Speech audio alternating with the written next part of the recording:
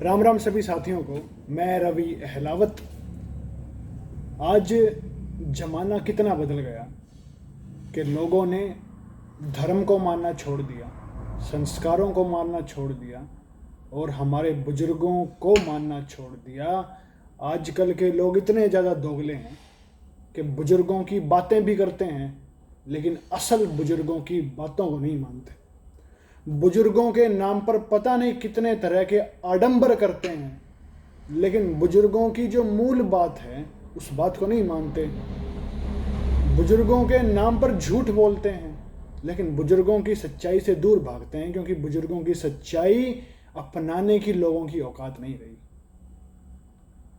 आज समाज अगर बर्बाद हो रहा है तो उसके पीछे का मूल रीजन क्या है? उसके पीछे का मूल रीजन है धर्म को ना मानना। उसके पीछे का मूल रीजन है संस्कारों का गायब हो जाना। उसके पीछे का मूल रीजन है बुजुर्गों से दूर हो जाना, उनकी बातों से दूर हो जाना। आज बुजुर्गों की बातें, धर्म की बातें, संस्कारों की बातें अजनबी लगती हैं।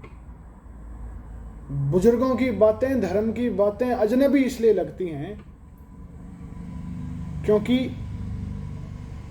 आजकल वेस्टर्न कल्चर और ड्रामेबाज मॉडर्नाइजेशन के कल्चर ने लोगों के दिमाग में ये कल्चर इतना रच बस गया कि लोगों ने हर चीज़ से लोग दूर हो गए और लोगों को अच्छी अच्छी बात अब बुरी लगती है।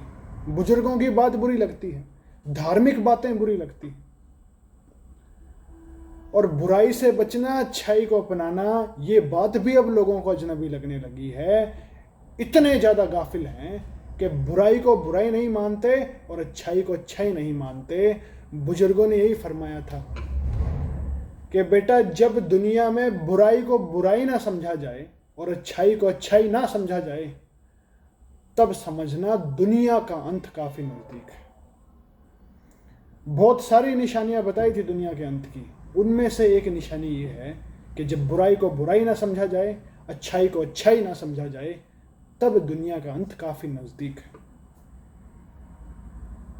और इस दुनिया का अंत भी तभी होगा जब धर्म का नाम लेने वाले 1% भी नहीं बचेंगे, यानी कि एक आदमी भी जब नहीं बचेगा उस दिन इस दुनिया का अच्छे तरीके से खात्मा हो जाएगा।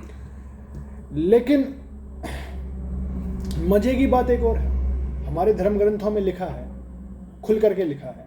जिसने नहीं पढ़ा उसको कभी पता नहीं लगेगा, जिसने पढ़ा है, गहराई से पढ़ा है, उसको समझ आ जाएगी बात कि जब दुनिया का अंत होगा तो दुनिया में जितने रहने वाले लोग होंगे सब रद्दी लोग होंगे, बेकार होंगे, जो धर्म से काफ़ी दूर होंगे।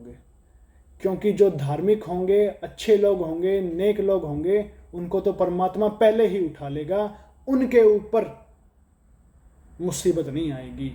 दुनिया के अंत के नज़दीक जब कयामत आएगी तो कयामत ऐसे लोगों पर नहीं आएगी जो अच्छे होंगे, उनको तो पहले ही उठा लिया जाएगा, उनको तो पहले ही परमात्मा अपने पास बुला लेगा। बल्कि दुनिया का अंत उनके ऊपर बरसेगा जो बुरे होंगे, क्योंकि दुनिया के अंत के नज़दीक इस दुनिया में सब बुरे लोग हो जाएंगे और अच्छाई से दूर हो जाएंगे।